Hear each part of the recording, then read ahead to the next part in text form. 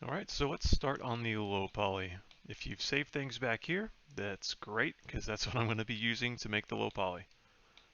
So I think the creased one is probably going to be the best. This one over here, I'm going to duplicate it, just so we don't lose our copy here. If we need to go back, pull this over. If the translates are still there, I can just tap 0, and it should be right where it needs to be.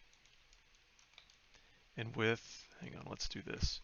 I'm going to select the high poly here. I'm going to select the parent specifically. I'm going to make it into its own group, or rather layer. And I'll name this high poly. And same thing as the image, we'll just hit R. And now it can't get in the way, and I'll move this back to 0. Now I know that, maybe don't worry about this Z fighting here. That's just because they occupy the same plane, it's just going to do that. It's not a big deal. So now I know that like this sticks out way too much. So I can grab these verts here, and probably these over here, and squeeze them in.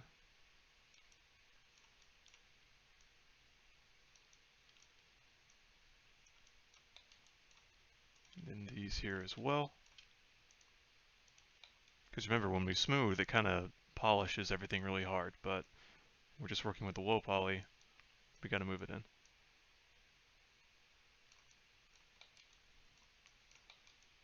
I'm not sure what happened on that side. Control Z.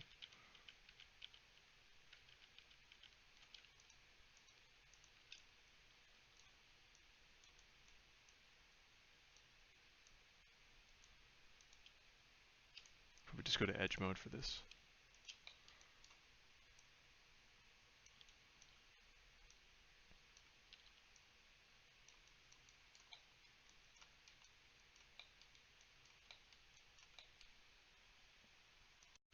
So pretty much we just want a low poly that's going to encompass all of our high poly and not be too far off of its shape and not dig too deep in.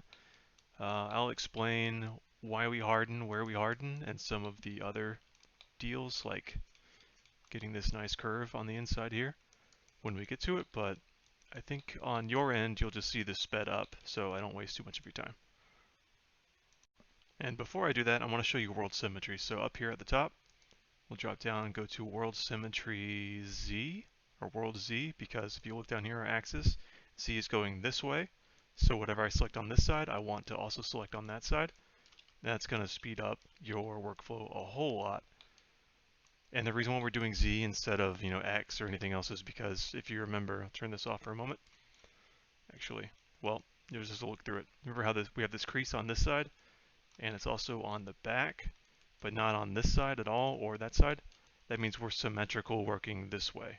That's through the Z-axis. So for me, it's world Z. For you, it might be different. You should work on whatever axis this is going across, this creased part here. Except for when we get down here, this might not be symmetrical. I'm not sure. I'll have to try that first. Actually, yeah, that is symmetrical. Our original one is symmetrical, but if you're doing the new one over here, this won't be. You'll have to do this by hand, which is fine. You have to suffer for the art. Alright, now speed up.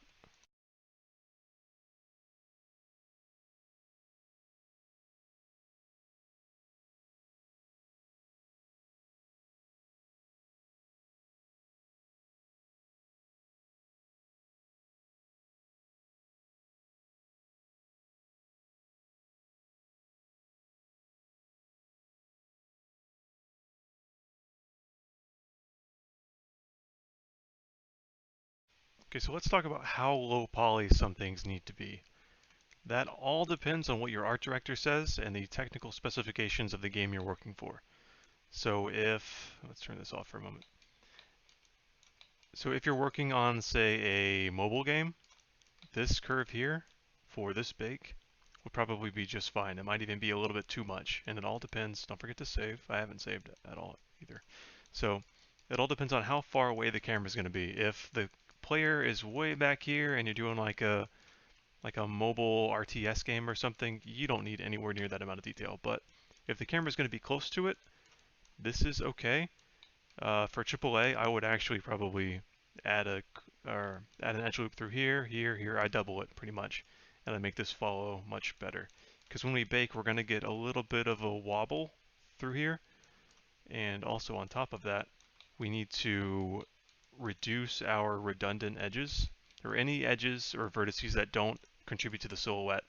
So right now, if we look down, we just have this shape. All of these vertices here aren't contributing to the silhouette. It's really just these and the ones at the bottom. So the way we solve that is to grab our target weld tool, and we'll just pull them down and weld downward. So I'll just do that throughout here, and I'll get back to you when we hit this the twisty bit.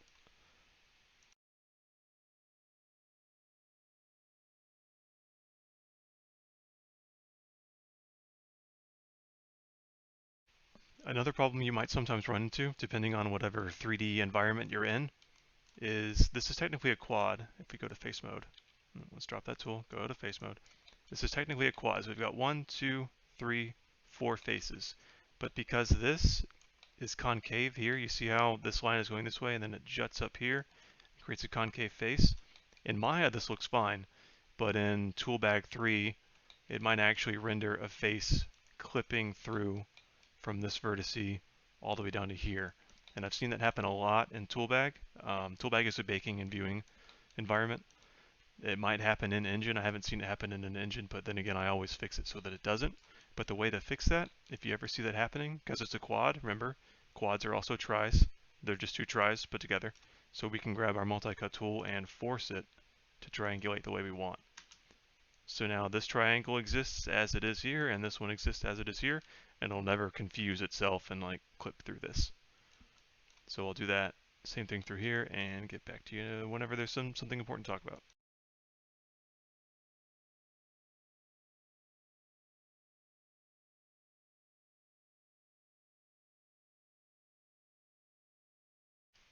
All right, let's do the twisty part now. And there's a couple ways you could do this, and it all depends again on what your poly count limit is. So let's show you that actually. So this up here is a UI element that you can turn on by going to display, heads up display, poly count. Mine is checked on, so if I were to click it, it'd go away. So display, heads up display, poly count. Whatever you have selected, so I have nothing selected, everything is 0. There's a bunch of tris in my scene, but if I select this piece, it'll tell me this piece is composed of 240 tris. Depending on what your art director says and the technical specifications of whatever you're building for, you might get a budget of 10,000 tris, 15,000, 30,000, or 500. So it's a good idea to have this turned on so you know what you're working with. And why that relates to the twisty part is, I'm going to duplicate this, bring it over, and duplicate, I think, is it this one or this one? And bring it over. This one's not such a great example. I'll show you why in a minute. So if we look at this, the high poly at an extreme angle, it's got this nice curve through here. If we look at this low poly, which is a good candidate for low poly, but there's no curve, and Maya is triangulating these quads the wrong way. If you notice, it's got this hard edge, or not really a hard edge, it's just triangulating this way, and it's got kind of a blunt face to it. If we were to force this to triangulate the correct way, well, first we need to turn off symmetry, because sometimes that just breaks. Now it curves inward, and if we do the same up here, and we just follow this shape going up, this isn't adding any extra tris, we're just forcing Maya to triangulate correctly. It kind of now makes a curve, which is a lot better than it was before, but it's still chunky. So if we were to expecting to see like a cool detail here, still kind of carry over, the low poly itself would occlude that, and you wouldn't get to see that cool detail. So really the only way to fix that is to add an extra edge loop down the exact center, and that kind of already did it for us right there. It's still going to occlude it some, but the player's face is never going to get this close, right? So really up here is about probably the worst you'll get. Think of like Skyrim or something where you can investigate models. So that's kind of a balance. You have to decide, do you want to do something like this with the fixed triangulation that we just did, or are you allowed to add an extra edge loop for that extra detail? For this, do whichever you want. I mean, it's your project. You can in your portfolio. If you feel comfortable putting this in your portfolio, you can talk about, why you did what you did.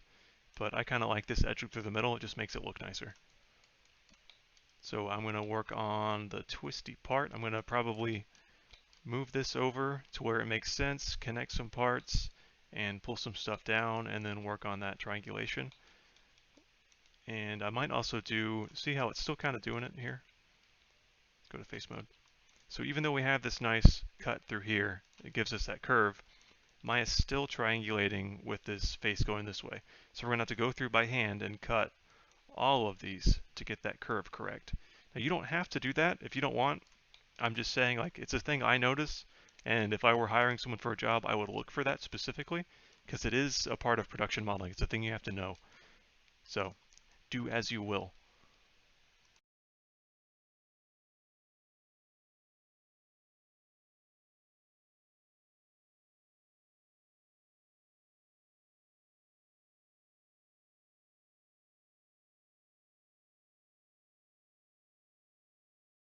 My Maya's bugged, so I'm going to restart. So see how I'm clicking these right now and nothing's updating in my viewport? I have to wiggle the camera for something to update. Yeah, that's only a restart's going to fix it. And also, I'm also not able to see my movements, so I'll be right back. And now things work magically. Cool. Maya is a very expensive piece of software, but whatever. Alright, I'll speed this up and get back to you.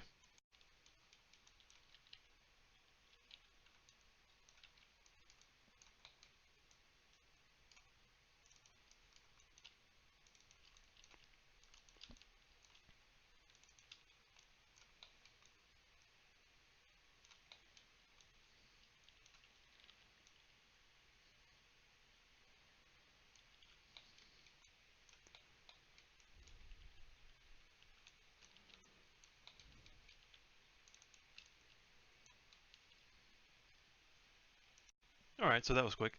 An easy way to get this to fit, because if you remember, we had this shape here originally in the low poly, but then we beveled once, so the low poly is sticking well above where the high poly detail is. We can just bevel this,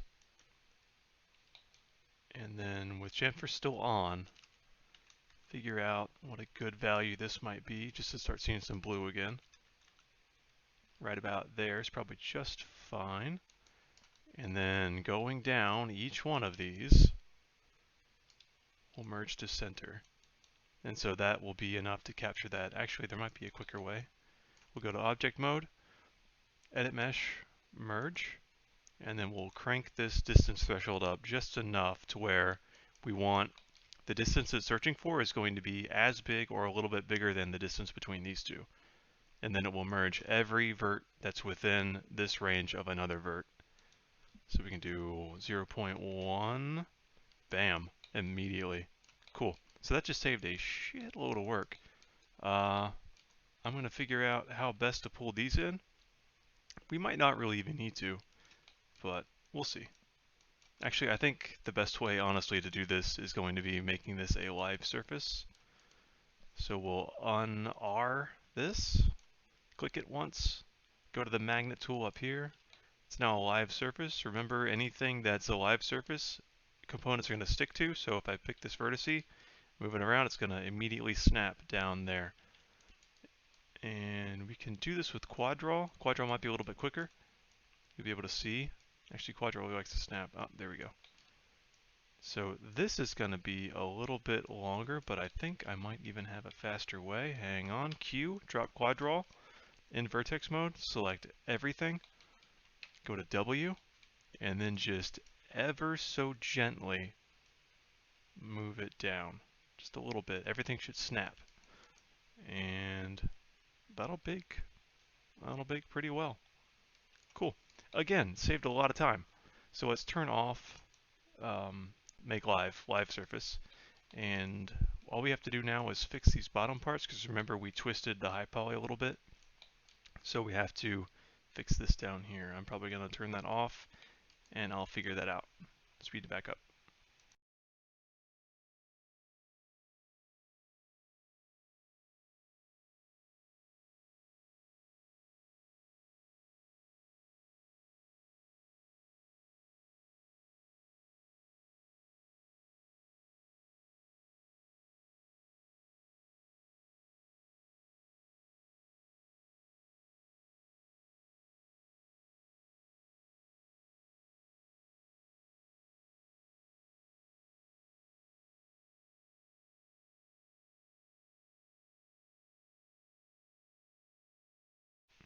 And when you're in component mode, like here when you're in vertex and you accidentally click your high poly, and then it goes into vertex mode, or it just gets selected, remember just tap R over here on the high poly layer, and you won't be able to select it anymore.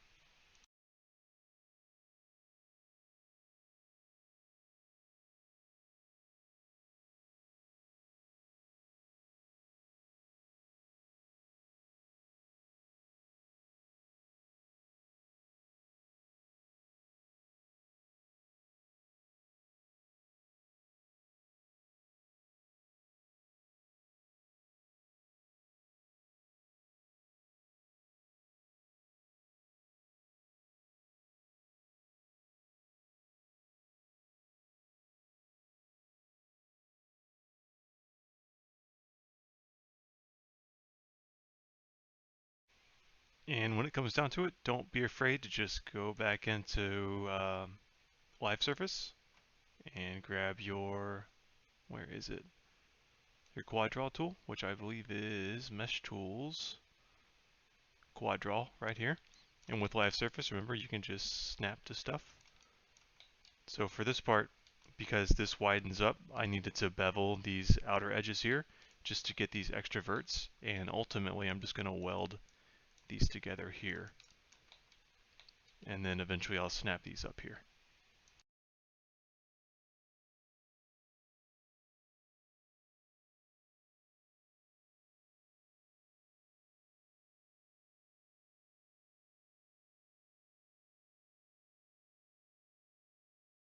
And you might be wondering how to cancel these edges here, because if you see there's nothing really to connect it to, that's perfectly fine. It's perfectly reasonable to take these verts here and just snap them in here. We'll just add them right on this point all the way around. And then you can go to object mode, mesh, where is merge, edit mesh, merge. And then now when we go to select that same little area, there's just one vert now. So you could have done the same thing with vertex, shift, radial menu, merge vertices, target weld tool. But sometimes when they're occupying the same space of another object, Maya's trying to figure out like, well, what are you trying to select? And it won't let you do it. So if that won't happen, just grab your verts and snap them around, and then just do mesh merge or edit mesh merge. And again, remember, it likes to triangulate stuff, so you might want to connect these verts here and do a connect components to force this triangulation, but it is pretty flat. That won't really matter too much. So I won't do that. I'll just show you what might happen later on in baking. We're going to connect these. I'm going to get rid of this creasing, and then we're going to move on to the leather and then the handguards, and then we'll be done.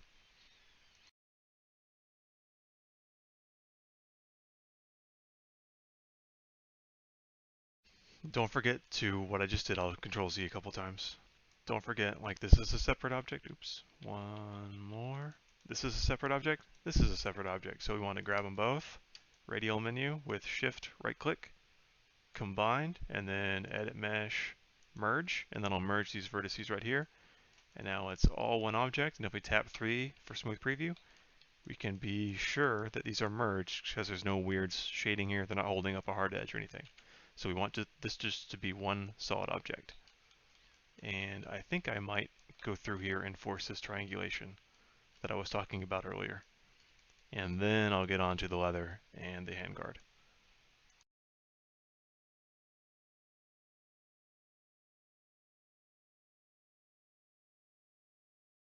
So if you're going to do this, you can grab in vertex mode, grab a vert, shift click, grab a vert, and then a radial menu, connect components. You can also grab a vertice and then another vertice of a different quad, but these two are on the same quad, and then you can keep going, press G. No, you can only do 2 at a time. So those two and these two, connect component here, and we'll do 2 at a time, and that'll save you a little bit of time.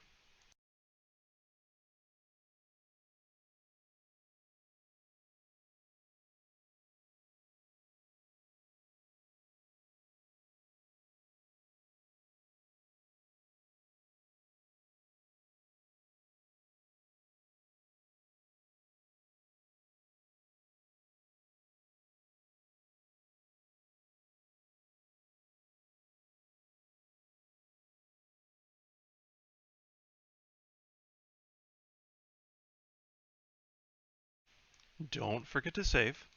And if you're wondering what this is called non-planar quads.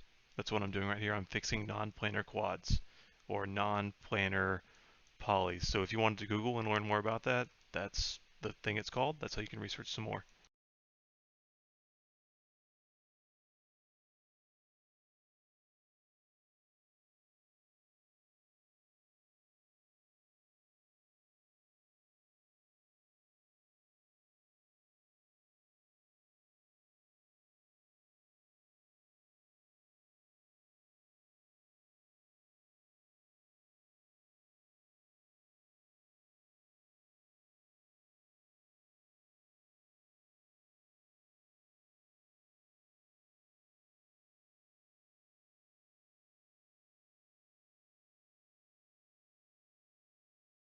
So I just realized, and you might have realized this already, and you might have done it ahead of me, that ultimately you could have just selected this, like any one of these four sides, this loop and this loop all the way down.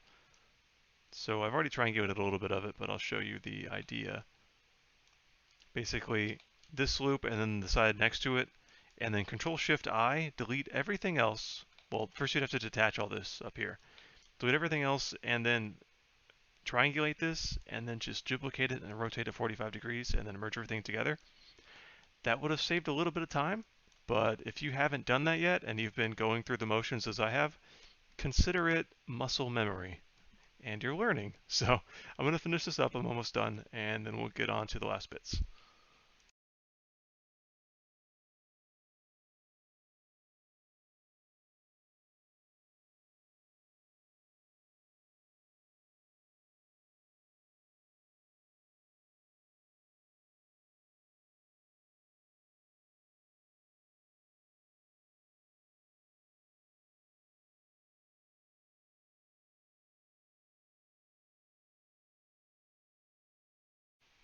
So if you notice in our high poly, it has a little bit of a curve or a jank here, and then our low poly doesn't.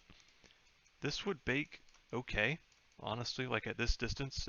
If it's in a game, you're probably like this far. Imagine this as your screen, and you wouldn't notice that at all. But if you have the poly count, a way to solve that is we've got this here.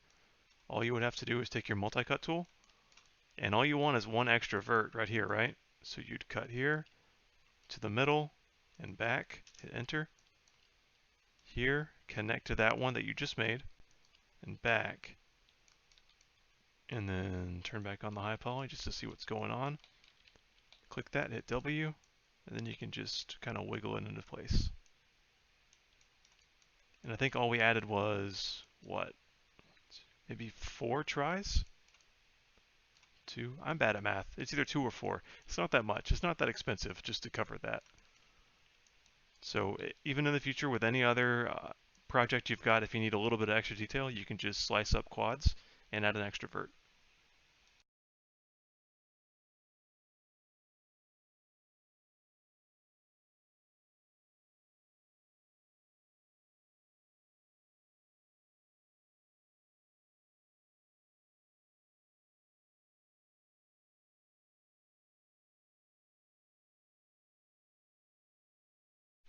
And again, just like at the top, this is redundant topology. We don't need it to define the shape at all. So we'll just weld that there. So to get this tool in vertex mode, Shift, radial menu, merge vertices, up 1, and then when this new little radial pops up, go down to target weld tool. And then we'll just weld these over here. So one thing I'm going to be looking for in your final is redundant topology, or rather uh, topology that does not help the silhouette at all. So if you had a bunch of edge loops through here like earlier, I will mark you for that. So for this submission, I'm going to find it and I'm going to tell you about it, but in the final, it should be gone. So you should go back and fix that, because that is an actual thing that in the industry you don't want to be doing, because it's inefficient. However, there are some cases where when you're baking and you don't have the correct tools, that redundant edges are going to actually help you bake better. That's a little bit beyond modeling 1, but pretty much all this actually up here we could probably show you better. Actually, I need to fix that now that I'm talking about that.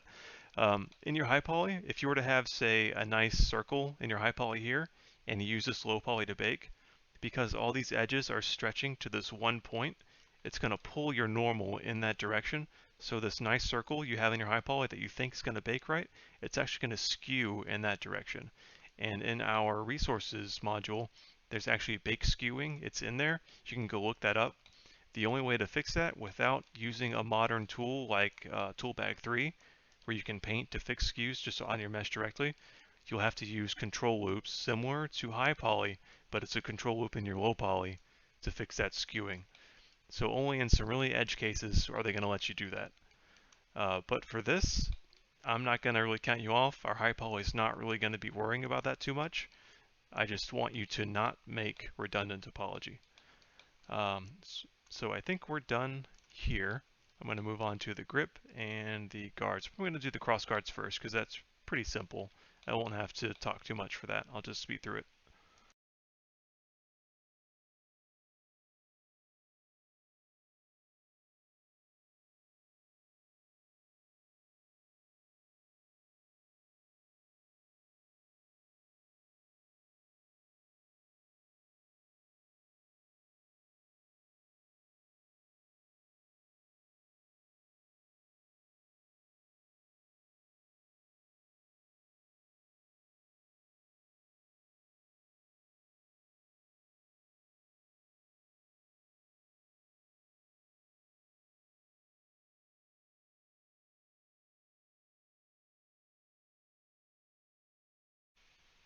So I thought I wouldn't have to talk, but maybe I will.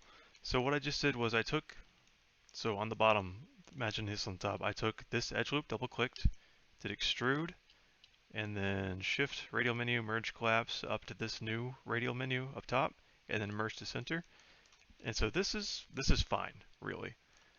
Some people see how there's one extra vertex here? It's just one vert, it's not that big of a deal. But some people like to come through and connect these here to make a quad. So I'll grab multi-cut tool just to show you. Rather than merge to the center, they would come here and create, it's not going to let me do it because I have world symmetry on. So turn that off, multi-cut. Basically what they want is quads all the way across, and then they would merge these verts like this, just to save this one vertice. It's not that big of a deal. Some people like to do it to show that they know how to do it, and it used to be kind of a bigger deal, but either way, I'm not going to mark you off for it. This is a quick way to do it. It's perfectly fine. So I'm going to Control Z back out of that, and I don't know if I want this top the way it is now, so I'm going to keep Control Zing, and I'll solve this and speed it back up.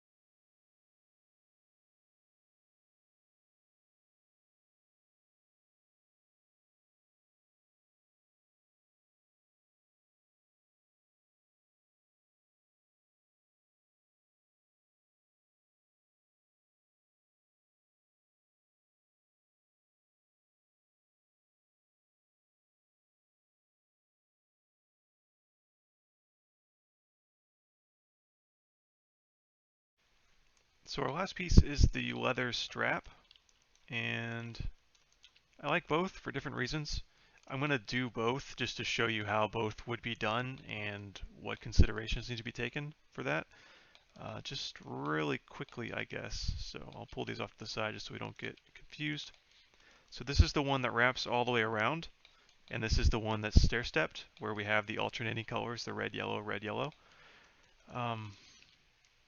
So I already told you about how the red, yellow, and red, yellow, we would assign a different material to each color, and then it would break up the pattern to make it look like it's actually folded around. With this, The only way to really get that done, because this is all going to have to be the same material, right? Either you would just have this same thing stacked on top of it and it would look repeating, but it would always be so far away from the camera that it wouldn't matter. And in that case, why even bother doing this wrap in the first place? Just do the stair stepped. But if you wanted that extra detail, the only way you're going to get it is in your low poly. You're going to have to follow this same shape. I'm going to drop out a smooth preview. Do I have a lesser one over here? I should. So your low poly would probably be something close to this, and then you would cut along this edge in the middle. I just only had to double click once. You would cut here. I can just show you this because I have the UV editor right here. Duh. So we'll go into object mode, UV camera based. Double click there. It cancels. I think there's an n-gon somewhere in there. I would obviously clean that up. But double click there. Cut. UV shell. Shift. Unfold. Unfold. It might be one piece. Yeah. So with this crazy looking thing, we would then cut here just to cut off the top. And somewhere arbitrarily at the bottom, I would do a much finer job of this when it came down to it, but just to show you really quickly. Cut there, and then unfold. So ultimately, we would straighten this, right? So we'd go into UVs, and there's a straighten tool here.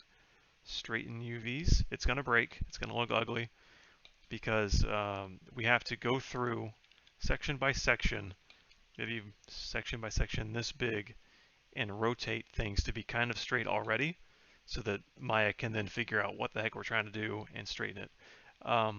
JL Musi, I have a video of his up. He straightens a bunch of laces and leather pieces. It's perfect for doing this. This is exactly what you'd want to do. So with this straight piece, you can imagine putting this leather texture over it. It's only going to sample a line through it, so none of it's ever going to be repeating. So that's exactly how you'd want to do this, except it's a little bit poly inefficient. It's a lot of extra topology. It all depends on what you're allowed to do. If you didn't want to do it this way, and you wanted to have your high poly defined as that, you would still have to UV it like this, and then you take this into ZBrush, you would smooth this a bunch of times, you get something like this, and then you would project into the UVs an alpha map of leather. And then when you go to bake, you'd get this leather detail in your bake, and then you'd have to use fill layers to kind of create, darker points on the outside, lighter points on the grooves, and you have to create your own leather. So there's different ways to do it. If you want to go full balls to the wall and do that, go for it in the ZBrush. But I'm going to do both ways without ZBrush just to show you. And yeah, I'll get to that. A little bit of a history lesson real quick. For those who didn't know, balls to the wall or balls out is actually in reference to steam engines, where these weights would extend out the faster it's working. So when balls are all the way out, that means it's at its maximum efficiency. Or not really efficiency, it's maximum speed. So, interesting.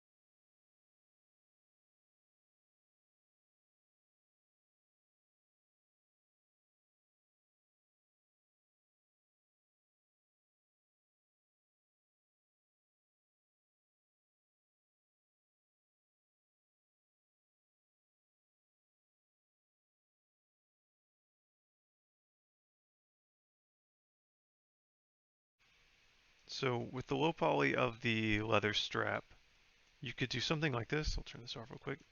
You could actually give the stair step some topology so that it would have a silhouette, or you could, I guess, take the top one of each of these and delete edge, and then the same here, and then just go down, and then you'd basically have a big, rectangle, and then you have to delete these edges too, or to make that quicker,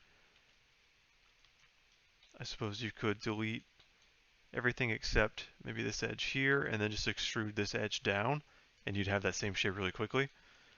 That's if you don't want the shape, or that's if you don't want the extra topology for the silhouette. Again, that all depends on how many tries you're allowed to use.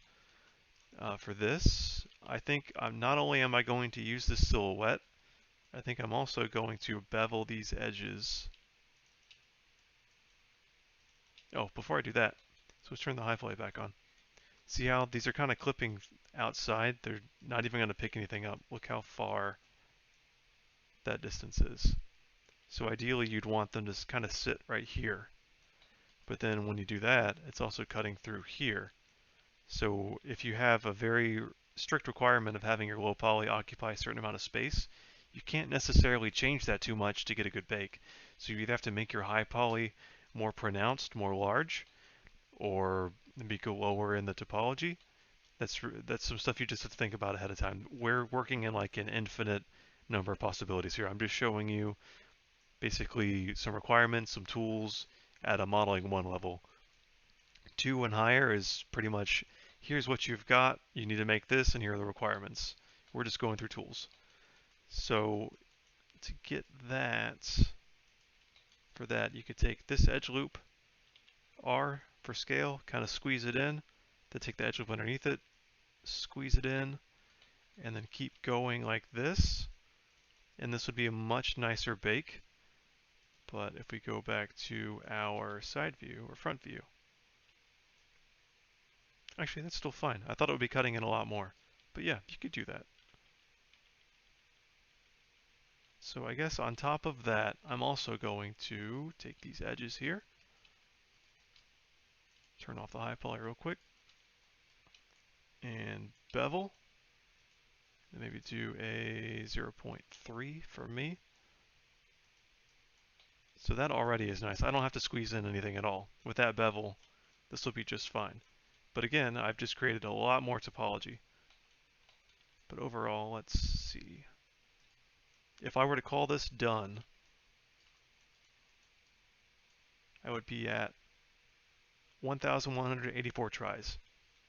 For anything above mobile, that's perfectly fine. This is good. I mean, we could probably even delete this edge in here, and we'd lose that. We'd lose the nice curve. But I think Skyrim is probably around that level. Okay, cool. So this is going to be is this the Raptor stair step? This is the stair step. I'm going to fix this up. I'm going to do some hard edges and whatnot. I'm going to UV it, and then I'll duplicate this with all the UVs and all the nice stuff, and then I'll redo with the wrapped one. And then I'll just bake both, and I'll show you both ways.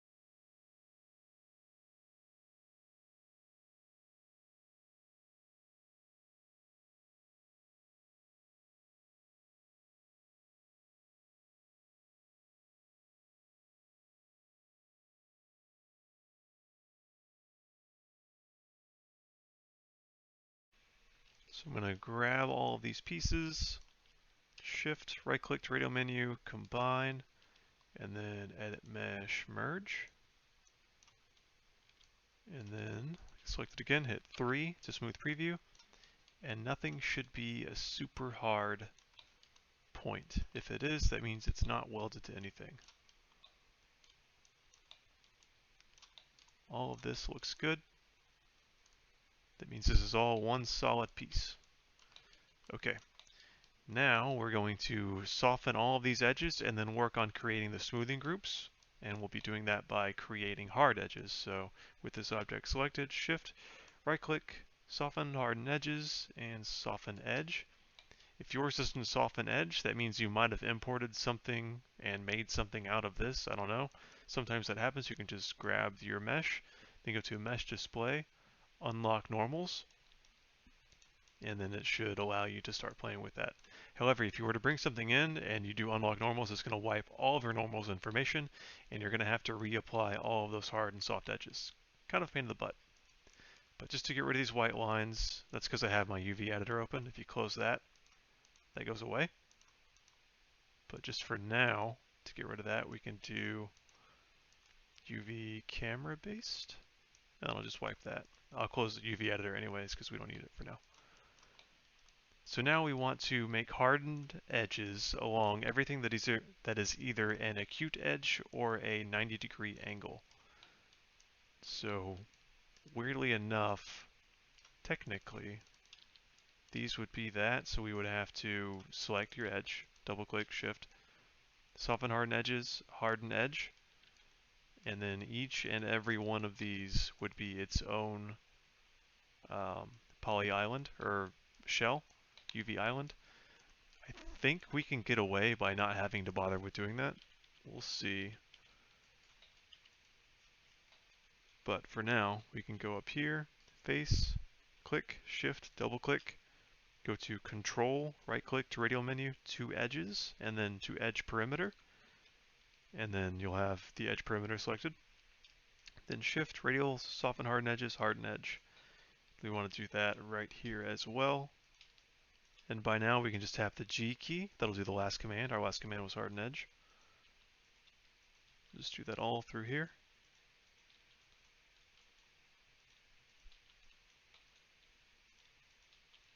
Is there anything I really need to talk to you about before we just speed this up? I don't think so. I'll just go through here, select all these, and I'll talk to you in a minute.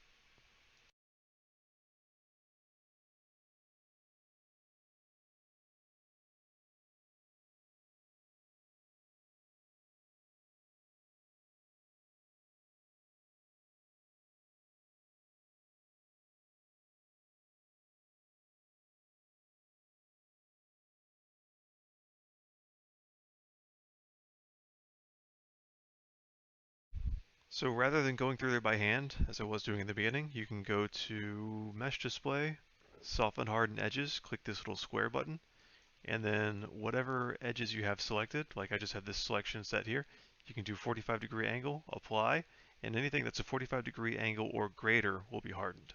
So that's a quick way to do that. And you could do the same thing up here, I bet, apply, and it looks like it did it through here, but I'm going to go through by hand because there's some stuff that I need to do specifically for this. Also, to make sure you know what's hard and what's soft, like you can kind of just look at it, but it's not 100% guaranteed. Click your object, do shift radial menu, soften harden, and then at the bottom toggle soft edge display. And now when you see this, the solid edge is a hard edge, and the dotted edges are soft edges.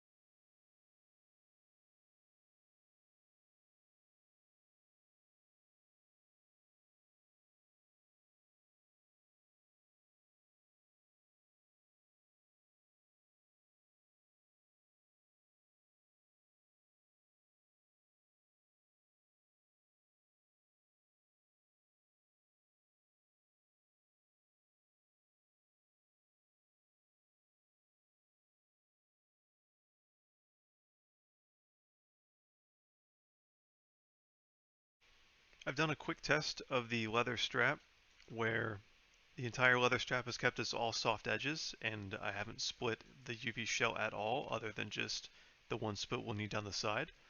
And then I've got one where I've hardened all these edges here, and then if I deselect that real quick and come back over here, don't worry too much about the unwrap. All that matters is that each one of these is unwrapped and that they're all separate. There's no, well, there is a gap between them. We want the gap between them because when hard edges are split, we need space between them so the pixels can kind of, what's the best word?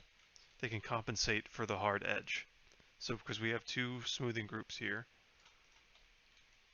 see how the gradient goes this way, then this has a completely different gradient and this has a completely different gradient. When we bake normals, there has to be kind of a gradient beyond that so that it can compensate for that change in shading. So I've baked both of these in Toolbag 3, Marmoset Toolbag 3, which is a fantastic program. If you have the money, I suggest you get it if you want to do this stuff for a living. I can't see any real difference in the bake result. This is the smooth one, this is the hard edge one. And why this might matter, actually, maybe. No, it's over there too. So why this might matter is, go back to here. Every split, so UV, this is a UV, this is considered a vertice by the engine. This is a UV, it's also considered a vertice by the engine. If we go over here, those vertices are merged. We have considerably less verts. Actually, I bet. So if you can see this, verts 5. Yeah, so UVs with the soft one are 621. UVs with the hard edges are 763.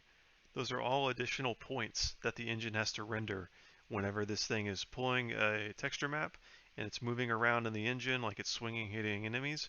Those are all extra points that the engine has to calculate when moving. So this is less vertex efficient and doesn't really give us any good extra detail when baking. So for this, I'm going to leave this soft in mine, and you can probably do that yourself too. I would suggest that. But for the wrap one, I still haven't seen, like I haven't tested that yet. It's probably going to be the same way. I'll probably just leave that soft as well. So I've got, from the top down, this edge loop here. It's not really an edge loop, but it's a bunch of edges. The edges going around the top here, I've got those hardened. I've got this top piece here on all four. This whole section from that point down all the way to here is one piece that's soft, like all these inside edges here are soft, and then just that, and up here is hard. Then this whole section is basically one shading group with the perimeter. I'll show you in faces. It's pretty much all of this. Imagine the rest of that is filled in. All of the edges of that are hardened, but everything inside of it's soft. And then going down, I've got the sharp bits, obviously, of our twist. Those are all hard, except this little piece right there. Those need to be soft. That might have just been when we grabbed that angle tool and did 45-degree angle. I guess technically these are within a 45-degree. So we'll soften that. I think my music might be a little bit too loud, sorry. Go around, make sure none of that is left. Actually, we'll see it in just a minute because I have a shortcut for you coming up. So I carry that hard edge all the way up to just one of these points on the side here, just arbitrary, no big deal. All we're going to do is just split that UV. And then at the bottom, the 90-degree angles of the corners. What's going on, Maya? Those are all hard. And then the base is hard. This face, all of this is soft, while its edges around the sides are hard. Underneath, soft. I'm going to keep all of this soft because as we just saw with that test bake, it works just fine. Even though this is an acute angle. Actually, I guess it's not, is it? If we really look at it. It's not even a 90. Okay, cool. I guess that's why it's working. Should have just zoomed in more. However, this is, like if you look in here, or maybe not. Okay, cool. It bakes well. That's all we need to know. We don't need to harden or split any of that. And then the same deal here. All this is soft, while these are soft here and the bottom is soft, but these edges here are hardened. So we're going to open our UV editor. Actually, wait, you don't have to do your UVs yet. Okay, cool. So just know that we just did all that, and it's great, and it's good that you did it. The next video will be UVing, baking, texturing, etc., etc. So I think, I'm just looking one more time, I'm pretty sure you're good to turn this in. And then of course, you pick whatever you want to do here. If you want to do the stair stepped, or if you want to do the twist. And the twist, I mean, is basically the same thing. We'll just, real quick. You can take your mid poly. A mid poly would be, this is the low poly with the splits down the middle and then I beveled. You just smooth this once. So, where is smooth? Brain fart. Just smooth that once. And then you can come in here and take these extra edges that you don't need. Radial menu, delete, and then maybe even grab these as well. Remember, we kind of dug in here, so you're going to have to zoom in and grab these. Tap G, and then you're just deleting that edge. You can maybe even just do that, honestly, and fill that in, rather than having this. Like that would be okay, but honestly, this might look better. That's just easier on the eyes. Like if you zoom out for silhouette, that's much nicer than this sharp 90-degree angle thing we've got going on here.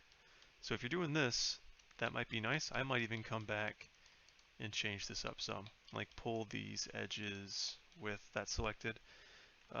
Control Shift or W, then Control Shift, and kind of pull that up a little bit. That would probably look much nicer, honestly. So I'm going to do that throughout here. You don't have to watch. I'll do that on my own time. But yeah, just turn in your high poly. Let's move these off to the side. High poly with preferably your colors attached, because I would like to see how you're doing that. And your low poly. Doesn't have to be UV'd, but it would be very nice to have your shading groups put together, because if you have your shading groups put together now, shading groups are hard and soft edges. If you do that now, I can give you feedback on how to better do it. And if it's just right, I can say, hey, good job, you're right. No need to write a paragraph for you. Good luck, and I'll start working on the baking texturing videos real soon.